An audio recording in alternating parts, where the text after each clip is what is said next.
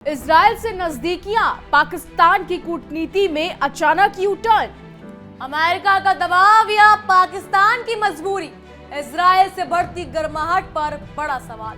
नमस्कार, मैं हूं आपके साथ शिखा त्यागी और आप देख रहे हैं इंडिया डेली का डिजिटल प्लेटफॉर्म। नमस्कार, मेरा नाम है जिया कौशिक और आज हम बात करने जा रहे हैं पाकिस्तान की उस बदलती विदेश नीति की जिसने पश्चिम एशिया से लेकर दक्षिण एशिया तक हलचल मचा दी है। जी हाँ, ये वही पाकिस्तान है जो दशकों से इजराइल के खिलाफ सबसे सख्त आवाज उठाता आया है, लेकिन अब वही पाकिस्तान चुपचाप धीरे धीरे और साफ संकेतों के साथ इजराइल की ओर कदम बढ़ाता दिख रहा है। सवाल ये उठता है कि क्या पाकिस्तान अब्राहम अकॉर्ड पर हस्ताक्षर कर सकता है?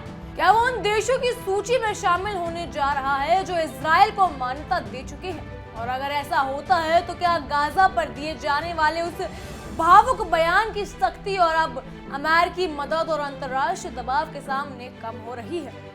बिल्कुल, और इस बदले हुए माहौल का पहला बड़ा संकेत लंदन में हुए वर्ल्ड ट्रैवल मार्केट मेले में दिखा। यहाँ पाकिस्तान के प्रधानमंत्री शहबाज शरीफ के पर्यटन सलाहकार सरदार यासिर इलियास खान की मुलाकात इजराइल के पर्यटन महानिदेशक माइकल से हुई।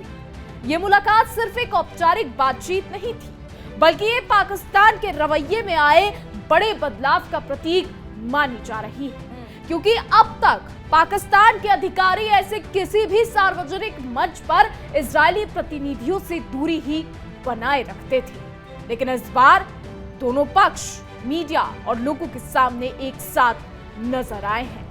ये मुलाकात अचानक नहीं हुई है, बल्कि इसके पहले भी कई घटनाएं ऐसी रही हैं जो संकेत देती हैं कि पाकिस्तान और इजराइल के बीच पर्दे के पीछे बातचीत धीरे धीरे बढ़ रही है। मिस्र में पाकिस्तान के army chief general Asim Munir की मोसाद और CIA अधिकारियों के साथ गुप्त मुलाकात भी इसी सिलसिले का हिस्सा मानी जा रही है। यहाँ चर्चा किस बात की हुई ये तो सामने नहीं आया, लेकिन तथ्य यही है कि पाकिस्तान अब इजराइल के साथ संवाद के रास्ते खोल रहा है। इसी कड़ी में एक और अहम घटना सितंबर में हुई, जब शहबाज शरीफ न्यूयॉर्क दौरे पर थे। वहां उन्होंने अमेरिकी ज्यूइश कांग्रेस के अध्यक्ष से मुलाकात की। इस मुलाकात ने भी बहुत से सवाल खड़े कर दिए, क्योंकि पाकिस्तान के एक प्रधानमंत्री का इस तरह की यहूदी संस्थाओं से औपचारिक संपर्क पहले कम ही देखने को मिला है। माना जा रहा है कि डोनाल्ड ट्रंप का प्रशासन पाकिस्तान पर इजराइल के साथ रिश्ते सुधारने का दबाव बढ़ा रहा है, खासकर तब जब गाजा को लेकर नई अमेरिकी रणनीति सामने आ रही है। ट्रंप की इस रणनीति ने हमास को पूरी तरह खत्म करने और गाजा के पुनर्निर्माण की नई योजना शामिल बताई जा रही है, जिसे पाकिस्तान समर्थन देने की स्थिति में दिख रहा है। ऐसे में आरोप लग रहे हैं कि पाकिस्तान अब्राहम अकॉर्ड 2.0 में शामिल होने के लिए गुप्त बातचीत कर रहा है। ये बात पाकिस्तान के लिए संवेदनशील है, क्योंकि उसने लंबे समय से गाजा और फिलिस्तीन के समर्थन को अपनी विदेश नीति का मुख्य आधार बनाया हुआ है। लेकिन अचानक मामला सिर्फ फिलिस्तीन तक सीमित नहीं रह गया है जिया, क्योंकि इसके पीछे आर्थिक संकट, अमेरिका से मिलने वाली संभावित मदद और क्षेत्रीय राजनीति में पाकिस्तान की कम होती भूमिका भी शामिल है। पाकिस्तान के भीतर भी अब ये चर्चा बढ़ रही है कि क्या आर्थिक और कूटनीतिक दबावों के बीच इजराइल को मान्यता देना पाकिस्तान के लिए एक मजबूरी बनता जा रहा है, या फिर मामला यहाँ पर कुछ और है। देखिए शिखा, इन घटनाओं पर भारत भी लगातार नजर बनाए हुए है।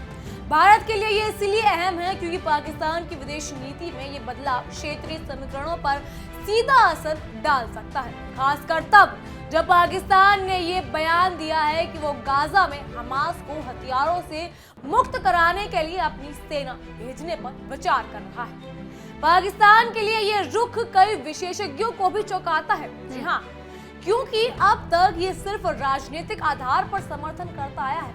ऋषिका, क्या कहना है इस पर? बिल्कुल, इसी के साथ पाकिस्तान दक्षिण मध्य एशिया की अमेरिकी रणनीति में भी एक अहम किरदार के रूप में उभरकर सामने आ सकता है। माना जा रहा है कि इस रणनीति के जरिए अमेरिका ईरान पर दबाव बढ़ाने की तैयारी में है, और इसी सिलसिले में पाकिस्तान ने अमेरिका को पसनी बंदरगाह के इस्तेमाल का प्रस्ताव दिया है, जो गवादर के बेहद करीब स्थित है। ये कदम ईरान की सुरक्षा चिंताओं को और बढ़ा रहा है। पसनी बंदरगाह के प्रस्ताव के बाद एक और बड़ी चर्चा ये है कि अमेरिका बलूचिस्तान में दुर्लभ खनिजों की सुरक्षा के नाम पर सैनिक भेज सकता है। ऋषिका, ये वही बलूचिस्तान है जहां पहले से तनाव मौजूद है और जहां अमेरिका पहले ही बलूच लिबरेशन आर्मी को आतंकवादी संगठन घोषित कर चुका है। यानी अगर अमेरिकी सैनिक वहां आते हैं तो स्थितियां बहुत तेजी से बदल सकती हैं।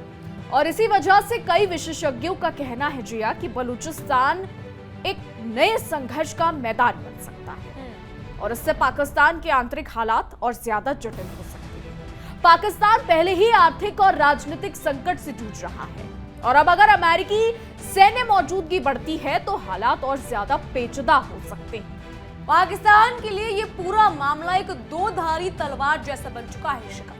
एक तरफ उसे अमेरिका की आर्थिक और रणनीतिक मदद की जरूरत है और दूसरी तरफ उसे अपने पारंपरिक बयानों, खासकर इजराइल के खिलाफ अपनाए रुख को भी संतुलित करना है। लेकिन मौजूदा हालात बताते हैं कि पाकिस्तान अब अपने पुराने स्टैंड से धीरे धीरे पीछे हटने के लिए तैयार दिख रहा है।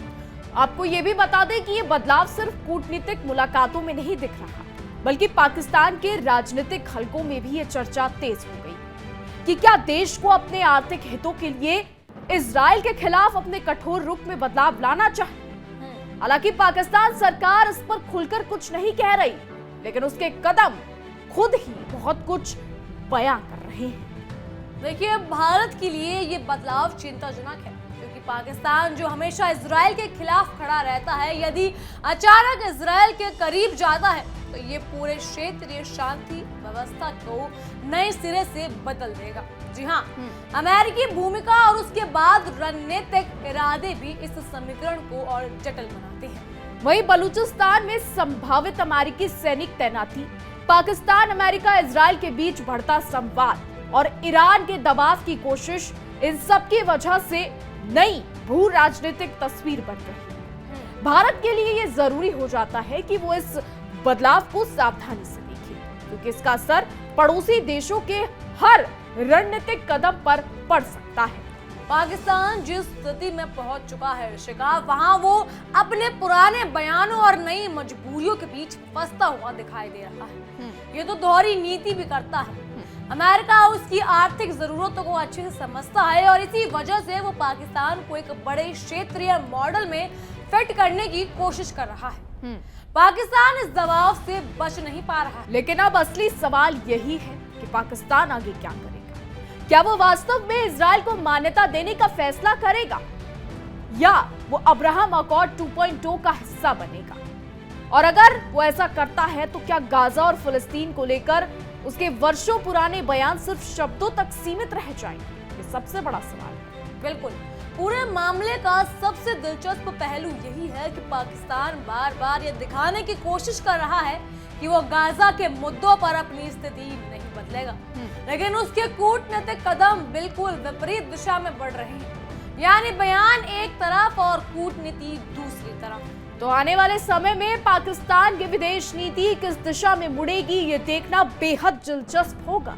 वो कितनी दूर तक इजराइल के साथ आगे बढ़ता है और अमेरिका इस पूरी प्रक्रिया में कितनी भूमिका निभाता है, ये आने वाले महीनों में साफ होगा। फिलहाल पाकिस्तान की कूटनीति एक बड़े मोड़ पर खड़ी है और इसका असर पूरे क्षेत्र पर पड़ेगा।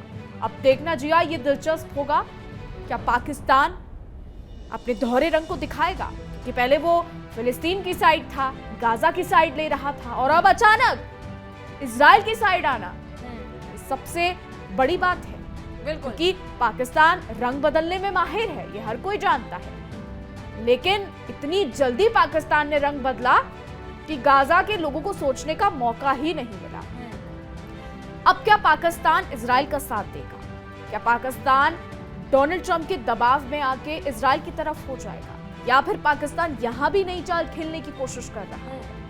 पाकिस्तानी मंत्री अमेरिका जाते हैं, डोनाल्ड ट्रंप से मुलाकात करते हैं। आसिम मुनीर अमेरिका जाते हैं, डोनाल्ड ट्रंप से मुलाकात करते हैं, वहां खनीजों के बक्से दिखाते हैं जिनको लेकर खुद अपने ही मुल्क में ट्रोल होते हैं। तो क्या डोनाल्ड ट्रंप को अपनी तरफ खींचने की प्लानिंग पाकिस्तान कर रहा है? और सबसे बड़ी बात, अगर डोनाल्ड ट्रंप खिंच भी गया तो क्या डोनाल्ड ट्रंप भी कोई खेल खेल रहे हैं? क्या वो पाकिस्तान को इजराइल की तरफ लाकर पाकिस्तान का मुस्लिम मुल्कों से जो उसका कनेक्शन है वो छुड़वाना चाहते हैं? सबसे बड़ी बात यह है कि डोनाल्ड ट्रंप क्या कर रहे हैं, और दूसरी बड़ी बात यह है कि पाकिस्तान क्या करेगा। और अगर पाकिस्तान इजराइल की तरफ आकर भी मुड़ गया तो नेतन्याहू क्या करेंगे? क्या नेतन्याहू पाकिस्तान पर हमला कर देंगे? क्योंकि नेतन्याहू साफ साफ कहते हैं कि आतंकवाद को वो नहीं बख्शेंगे, और पाकिस्तान का तो इतिहास रहा है कि वो आतंकवाद को अपनी जमीन पर पनाह देता है। बिल्कुल। तो अब ये देखना दिलचस्प होगा कि पाकिस्तान क्या करता है।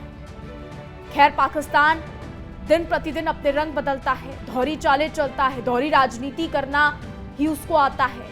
अब देखना होगा कि वो क्या कुछ करता है। क्या वो इजराइल के सामने खड़ा रहेगा या डोनाल्ड ट्रंप की बात मानेगा? फिलहाल अब ये देखना दिलचस्प होगा कि क्या कुछ होता है। आने वाले समय में पता लगेगा कि मध्य पूर्व यानी मिडिल ईस्ट में क्या बड़े बड़े फैसले आते हैं और अमेरिका इस पर क्या करता है।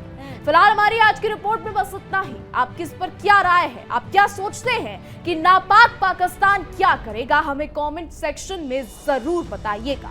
और ऐसे ही देश और दुनिया की तमाम बड़ी खबरें जानने के लिए देखते रहिए इंडिया डेली और हमारा खास शो तहकीकात, हर खबर की तह तक।